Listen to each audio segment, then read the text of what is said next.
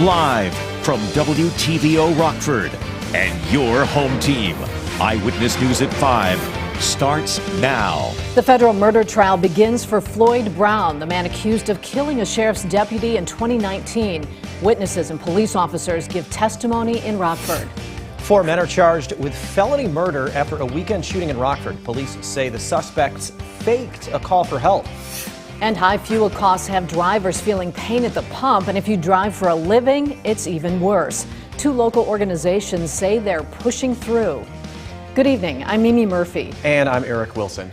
A man federally charged with gunning down a sheriff's deputy in Rockford goes on trial. Floyd Brown is accused of killing McHenry County Deputy Jacob Keltner back in 2019. Keltner was part of a task force serving a warrant to Brown. Rachel Perry sat in on the trial. She joins us live outside the federal courthouse with more on the testimony. Rachel?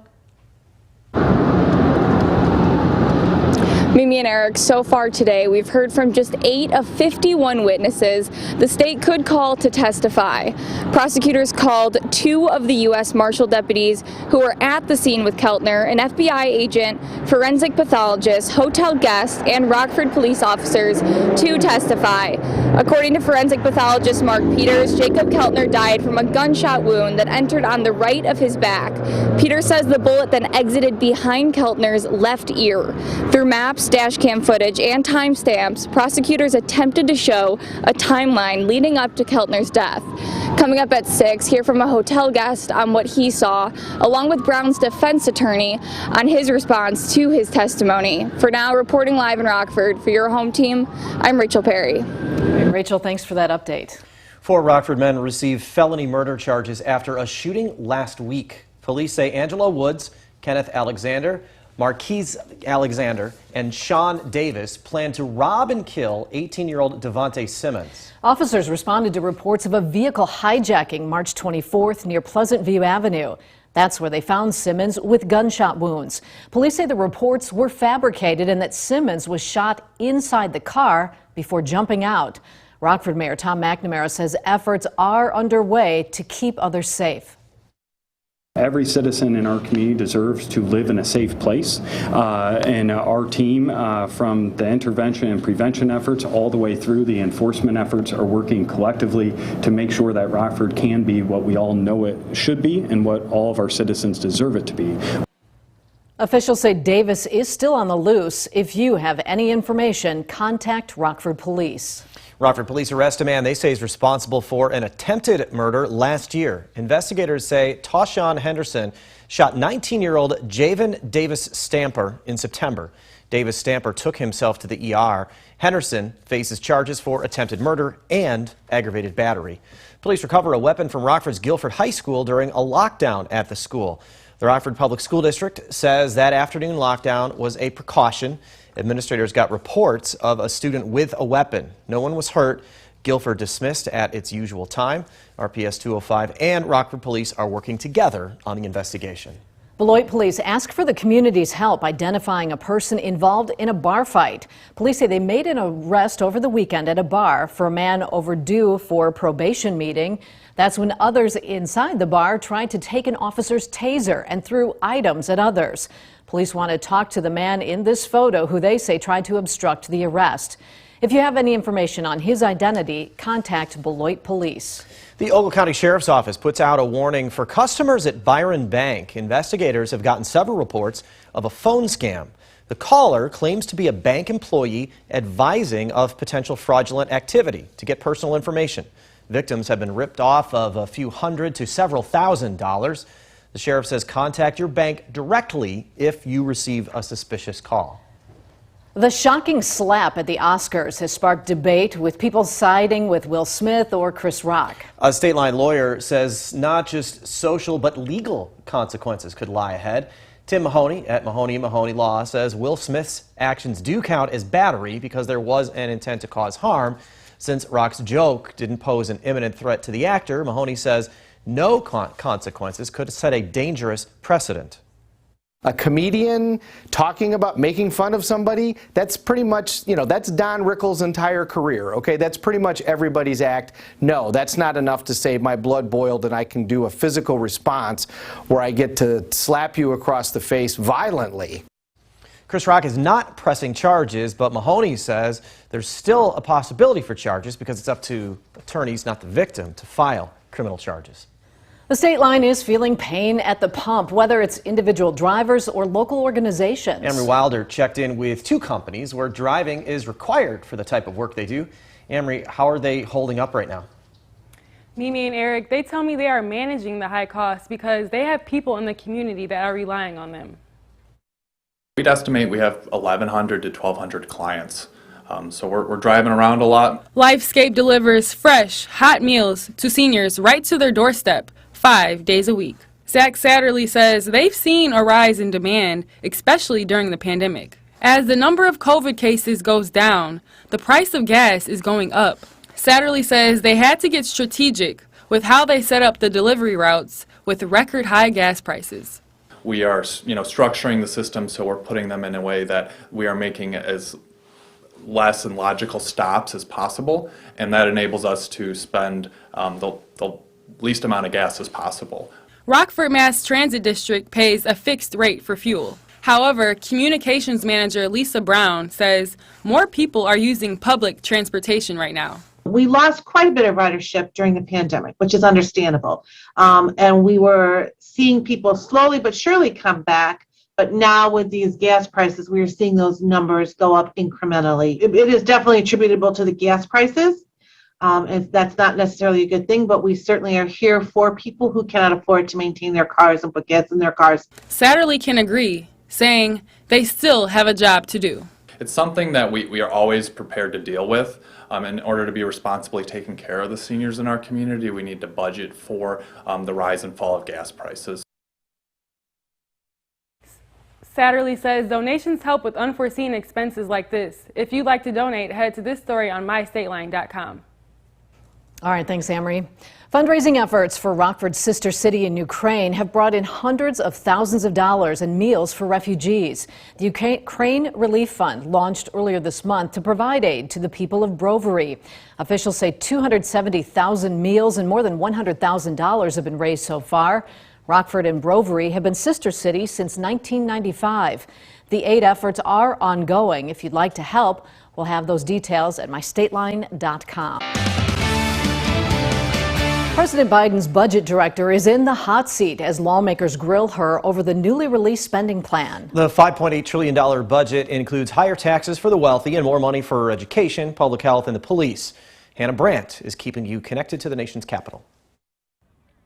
There's no shortage of Republican criticism for the Biden budget. The American people are not going to buy this budget because, frankly, we can't afford it. The White House calls the budget fiscally responsible. It aims to lower the federal deficit and would raise taxes on the ultra-wealthy. Office of Management and Budget Director Shalonda Young says that will balance the increased spending for things like education, law enforcement, and public health. The other benefit of tax reform is we get to invest in the regular Americans who have price pressures. At a hearing with Young, Republicans like Congressman Jason Smith and Ben Cline were quick to connect the proposed $5.8 trillion in spending to high inflation. This budget does nothing to address inflation. Doubling down on the delusion that the answer out of inflation is to spend more money. But this budget is notably missing some of the major priorities from the president's previous agenda. He's not giving up on his priorities that were outlined in the Build Back Better bill: lower cost child care, lower cost prescription drugs, lower cost health care premiums. Instead, Senator Tim Kaine says President Biden is leaving that to Congress, letting us negotiate whether there will be a budget reconciliation vehicle to deal with some of those priorities. And he's put, I would say, a meat and potatoes budget on the table. The presidential budget outlines priorities, but Congress ultimately controls how much is spent. So the details of the plan are likely to change through negotiations in the months ahead. In Washington, I'm Hannah Brandt. Now, your first warned weather forecast from Chief Meteorologist Candace King. Well, the clouds, they were quick to move in, leaving us with a cloudy sky for much of this afternoon. A live look with the Mercedale Skytrack camera now out over downtown Rockford. Those clouds will stay pretty persistent here as we go through this evening. We are still very dry with our dew point numbers, so any sort of precipitation that tries to show up here on radar over the next several hours will have a very hard time trying to reach the ground. So the rest of this evening going to be dry, but it is going to be windy, and that wind is going to have that kind of chill factor to it, despite that temperature sitting in the lower lower 40s. Now, areas off to the west from Iowa back down through Missouri, Nebraska, Kansas, this is where we're watching for thunderstorm development here over the next couple of hours, and that is where the severe weather is going to lie here as we go through this evening. Already starting to get a couple of thunderstorms there forming near Wichita, Kansas. That's the area from Iowa all the way down through Texas that has the potential for strong to severe thunderstorms here through tonight. Tomorrow, that threat will shift further to the east, really kind of along the Gulf states, much of Mississippi, Alabama, Louisiana, even extending into parts of southern and central Illinois, and some stronger thunderstorms could get close to Interstate 80, maybe just a little north of that late tomorrow afternoon and tomorrow evening. But the risk for any severe weather for us locally appears to be fairly low. Heavy rain may actually be a little bit more of a concern.